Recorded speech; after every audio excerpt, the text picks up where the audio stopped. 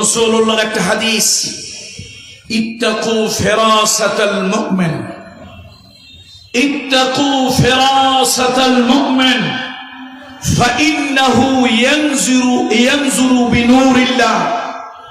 তোমরা আল্লাহর ওলিদের দৃষ্টিকে ভয় পাও, তোমরা আল্লাহর ওলিদের দৃষ্টিকে ভয় পাও। আল্লাহর ওলিরা শুধু চর্মচক নয়, তারা গায়েব জানেন না, কিন্তু তাদের অন্তরের ভিতরে আল্লাহ তাআলা অন্তর দৃষ্টি দিয়েছেন। আল্লাহর ওলিরা অন্তর দৃষ্টি দিয়ে দেখে কথা বলেন।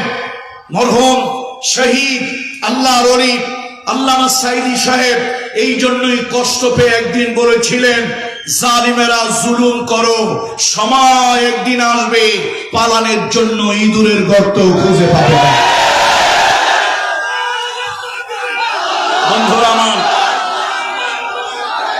বন্ধুরা আমার, অনেক ঘাত প্রতিঘাত সহ্য করে, অনেক ঘাত প্রতিঘাত সহ্য করে, জুলুম সহ্য করে, মামলা হামলা সহ্য করে আমরা আমাদের বাপের বাড়ি, দাদার বাড়ি, আল্লাহর দেওয়া নিয়ামত পৈতৃক বাড়িতে ঠিকই আছি, কিন্তু জালিমেরা সব মামু বাড়ি চলে গেছে। এই জন্য জুলুম পৃথিবীতে বেশি দিন টিকে না, জালিমের অস্তিত্ব পৃথিবীতে বেশি দিন থাকে না। আজকে বলতে ইচ্ছে হচ্ছে, কোথায় ওসি শাহজাহান, কোথায় ওসি শাহজাহান? وتعز من تشاء وتذل من تشاء بيدك الخير إنك على كل شيء قدير। ওসি শাহজাহান, তুমি অর্থের লোভে হাজারো ভিন্ন মতের আলেমদেরকে, ভিন্ন রাজনৈতিক মতের লোকদেরকে, তোমার চামচা আল্লাহর নিকৃষ্ট আলেম নামক একটা কলঙ্ক, এক এমপির প্ররোচনায় দুইজনে অকাম করেছো। আজকে একটা জেলের ভিতরে আছে, তুমি কোথায় পালিয়ে আছো আমরা জানি না।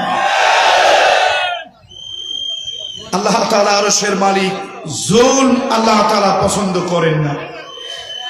আমরা জানি সাদ্দাত কি বানাইছিল, আর কথা কয় না লোকেরা, সাদ্দাত কি বানিয়েছিল?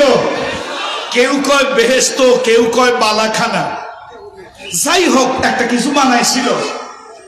সাদ্দাত এই বালাখানা তৈরি করবে, তার অনেক টাকা দরকার, অনেক সোনা দানা দরকার। শেষ পর্যন্ত বিভিন্ন লোকের উপরে জুলম শুরু করলো। কার কাছে কি আছে? এক অসহায় বৃদ্ধা নারী, তার কাছে ছিল